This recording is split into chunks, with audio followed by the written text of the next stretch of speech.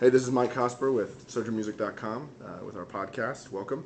And we are continuing our 5 questions series with 5 more questions. We're back with Marc Heinrich from Bethlehem Baptist Church. And we'll kick off this one. We want to talk about media and video. There's a lot of pressure culturally right now to use media and video in our services. What are you guys doing with media and video? What are your thoughts on it? Why do you use it? Why don't you use it? Yeah, that's a great question, and it's an issue at Bethlehem. We think about it and talk about it a lot. A lot of what we do flows down from John Piper and what his view and vision of how media should be used in the services. We're not iconoclasts, or we're not worried about bringing media elements in for any religious reasons or theological reasons. But there are some practical reasons why we don't use a ton of produced video and things like that in our service. And one of them is that we feel Christianity is a word-driven religion, that Jesus was made known to us through the Word, the written Word, and that we want people to be conscious and thinking about the Word. So our slides are pretty scaled back with just the words on them. We use PowerPoint. Obviously, there's technology, and some people, even some older folks, might have had an issue with that. But we've been doing that for a while, 10 years or so. So we are in favor of media and technology, but for us at Bethlehem, in our ethos, we just don't do very much with videos. Once in a while, we have like a missions video, or something like in Sanctity of Life, we have a video, but we certainly don't use a lot of produced things. Now, on the converse side, if you look at Desiring God, the media branch of Bethlehem Baptist Church, John Piper's ministry, they produce a lot of video and media content on that thing. We just don't use them in the corporate worship services. So we feel it's just not, for how we do what we do, and the feel of how we do what we do on Sunday morning, it just doesn't match to do too much of that. So. Another question. Yep. In worship, there's always discussions about the tension between performance and worship. Sure. What are your thoughts on that tension? Yeah, that tension is we talk about it all the time, and especially with lead instruments. Playing a lead like you would professionally, and playing lead worshipfully. I mean, how do you do that? I mean, it's a very personal thing that has a lot to do with the heart of the musician that's doing it, and the culture of your worship community. Certain cultures, if we reported what we do at Bethlehem, it would seem like performance to them, because it's fairly well rehearsed and sounds a little bit maybe like a recording that they might have heard. So that would seem like performance to them. To other folks that are real musicians that play in bands and are super tight might come and be like, man, this is just like not that great, this isn't performance at all. This is obviously this is a worship band, So part of that is the perspective that you're coming from, but I think that we talk to our musicians about what the focus is when we're gathered together. We don't want to bring glory on ourselves. We want to bring glory on the Lord.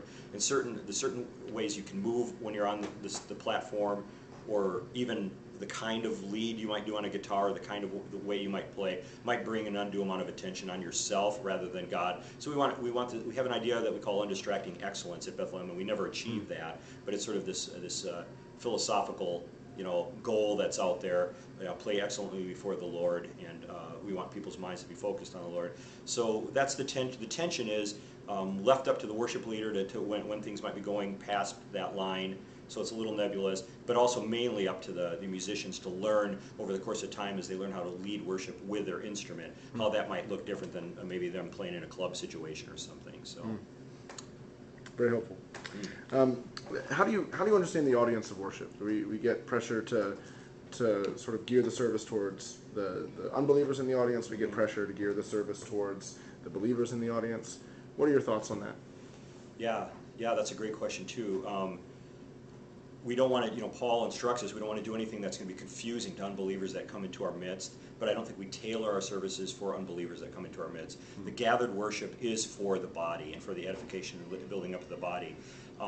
People will come in, an unbeliever will come in, and they'll hear what Paul talks about, like we'll hear a prophecy, and they may fall down in worship because of that. So we don't want to use unnecessarily overly theological terms, or biblio speak or stuff that's not that is. I mean, we want Bible speak, but we don't want Christian talk. That's these words that aren't necessarily biblical or are overly confusing. I want to try to keep it simple for the people, and when it's not simple, we try to exegete that when we can, even in the worship service. So yeah, very helpful. Yeah. And the last question. Oh, actually, I'm sorry. We have two more questions here. The first one is, what is contextualization?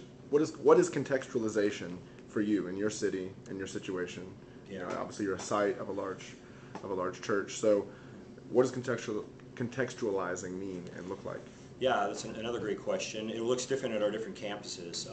Our downtown campus is located in the Phillips neighborhood, which at the last census, I think they've determined that that's the most linguistically diverse neighborhood in the country. So they have like 120 language groups, maybe more.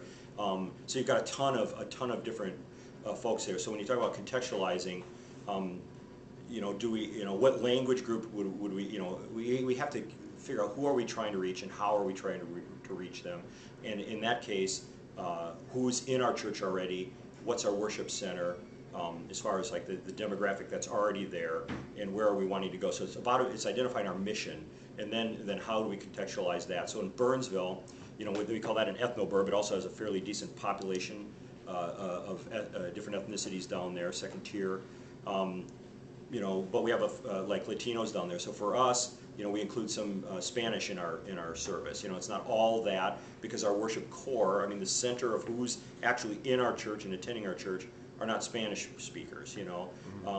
So the North Campus is another completely different demographic. We also have the largest population now in the Twin Cities of Somalis, but they don't show up in church regularly either. So as our mission, we have mission to go reach some of these groups. The worship services don't always necessarily reflect that, but as there's success, or as the Lord brings people to us from those groups, we alter, that center changes. So we're conscious of what our center looks like, and as the center changes, our corporate worship reflects that. And then we always push the boundaries a little bit to go where our mission is headed as well. No doubt.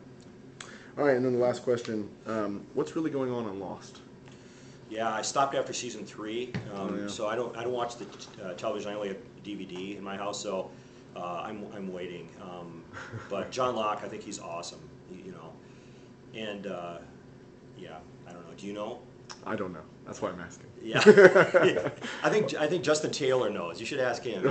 He's actually the guy that turned me onto that show originally. Yeah. So yeah, I went 2 years without watching it, and he was constantly talking about it, and every time I ran into him, so I finally caved. And my wife and I think we wasted maybe 3 weekends in a row watching the series. Yeah. Season 1, 2, and 3 in like 3 weeks. So that's amazing. Yeah.